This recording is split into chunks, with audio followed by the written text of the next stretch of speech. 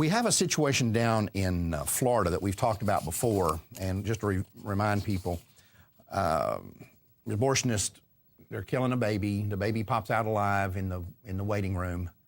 The mother starts screaming, "Please help my baby." The baby's, flopping around. In the waiting room? In the waiting room. Why are we in the waiting room? She went into labor while she's in the waiting room. Waiting for the abortionist to show up, who actually never did show up. Right. Okay. And the baby pops out.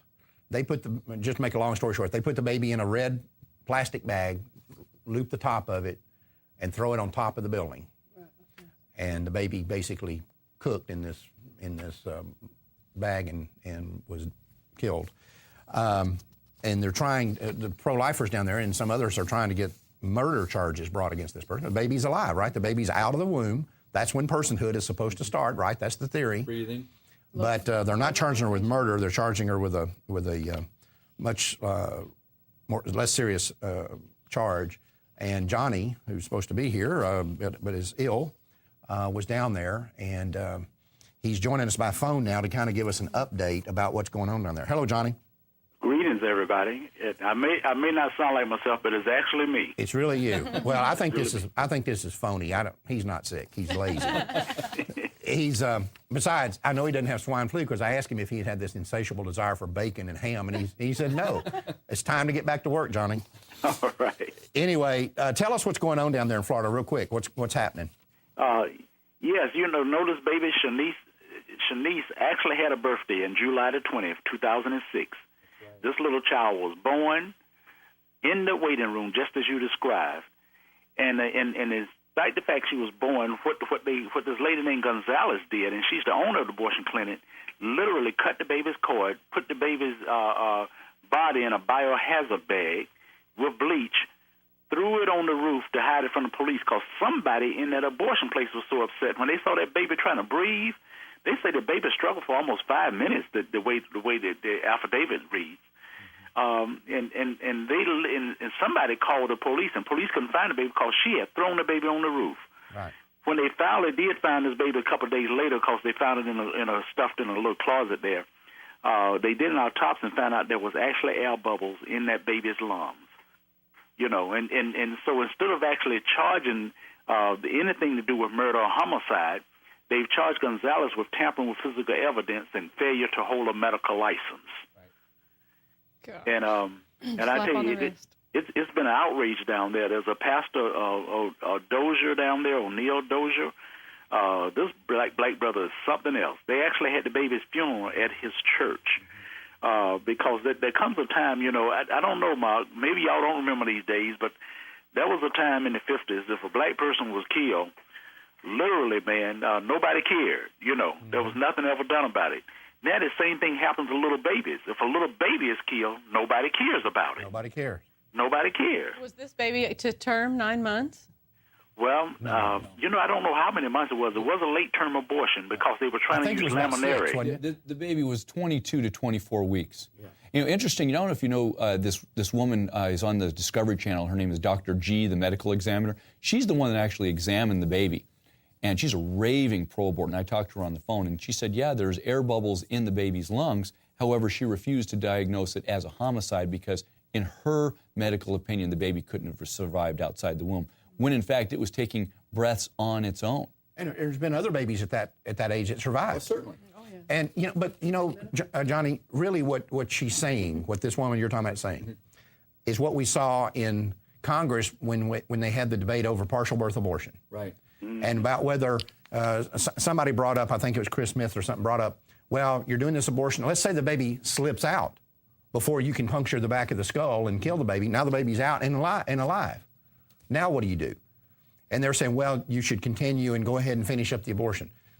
What they were saying was that when a woman goes into an abortion clinic, she is entitled, she has a constitutional right to a dead baby.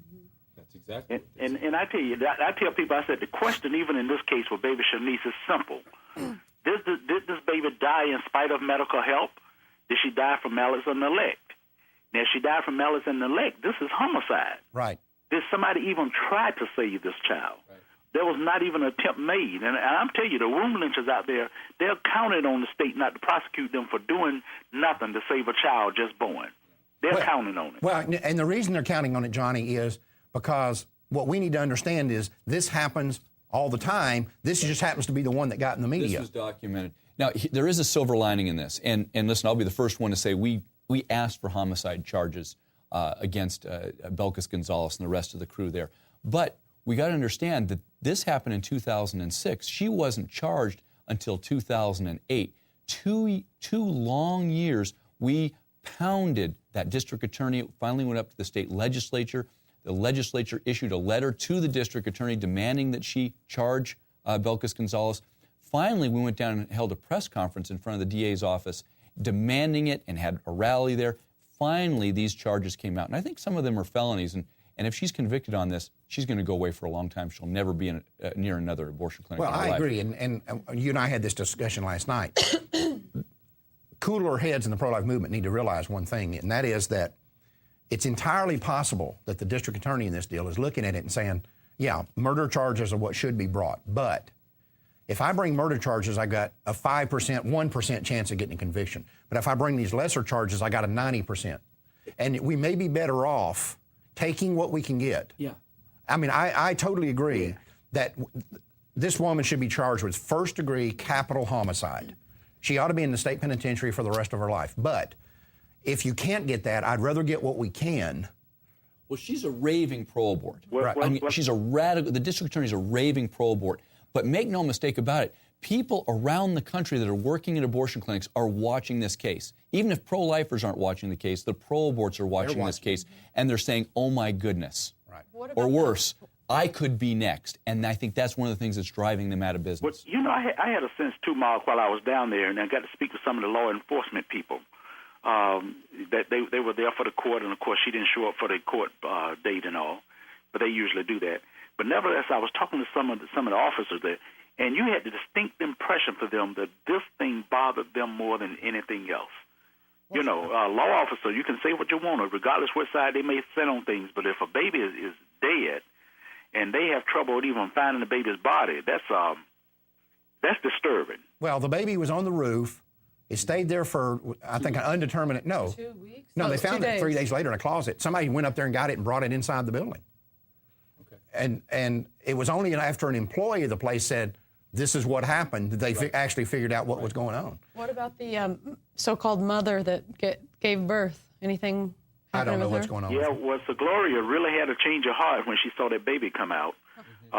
You know, I wish you had Dr. Dozier on because he's spoken with her. And you know, all of a sudden, this young lady realized she was not dealing with a glob. Right. And one of the oddest things now that is happening, she is now literally has got an attorney and planning to sue the abortions for not trying to save her baby. This thing is turning around. That's going to be a hard thing to win. But it's going to be very hard for her. You know, the only thing I am glad for, though, is that she realized that it was a baby and not a glob. right. Can I make one small point? And this is something that's been running around on our website.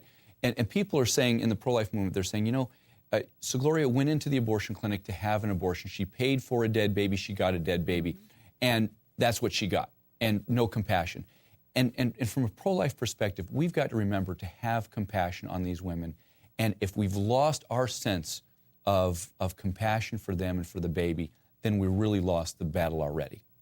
Well, yeah, I mean, well, we're going to have this discussion here about this other woman in Michigan. You've got to draw a distinction between compassion for a woman in this situation and that woman that in the situation that we're going to be talking about here in a minute, because it is a totally different environment that we're talking about.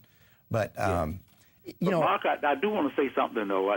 I really want to appreciate you with Life Dynamics, and especially for Troy with Operation Rescue, because these have been the two powerful pro-life groups that is really doing their best to let the nation know what's happening.